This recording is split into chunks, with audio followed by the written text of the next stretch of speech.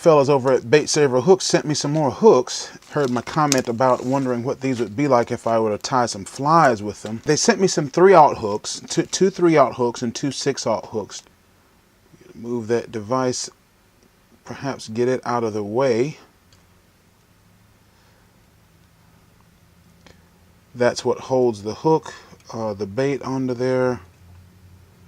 The question is how do these Bait Saver hooks function in the fly tying vise? How is that going to work, and how is that going to, is it going to cut my thread just wide open? So we're going to tie a very simple fly. We have some red flash here. Oh, just in case you're wondering,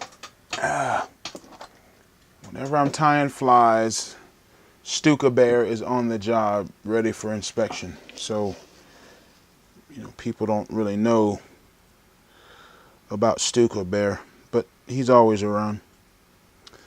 The brass setting there, yeah, I can kind of see that it's not quite cinching onto the material so well. So we put about a half hitch there.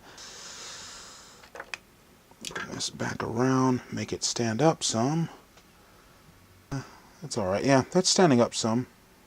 So you see crystal flash simulate scales. To simulate this is a very simple fly, really. Next thing, we'll get some old bucktail. So we're going to keep those fibers. Yeah, I like tying sparse flies because the sparse flies tend to have more action in the water to me, and it just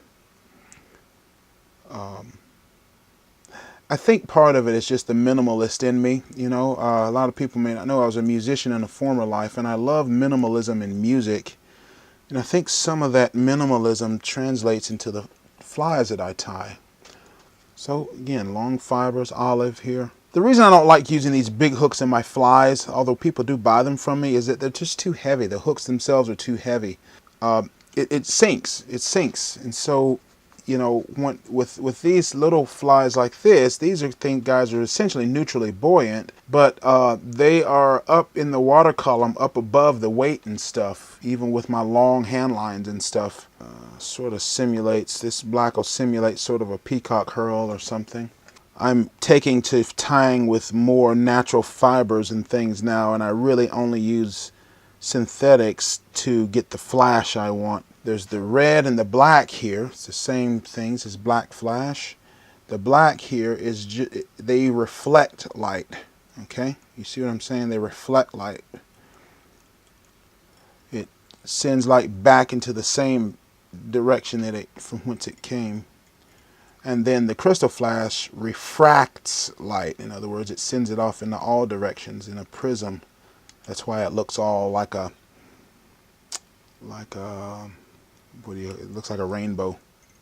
Don't want to put too much here. 3, 4, 5. So the idea is that, I got some night crawlers in the refrigerator. We put a night crawler on there, put a big nice juicy night crawler on here, just hook him on, and then we would secure him with this guy. I know we're supposed to flare that out some.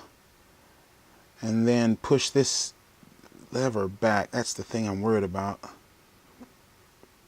Yeah, and so then we would have, yeah, that actually works. It doesn't interfere really at all with the fibers, as long as you're tying a streamer.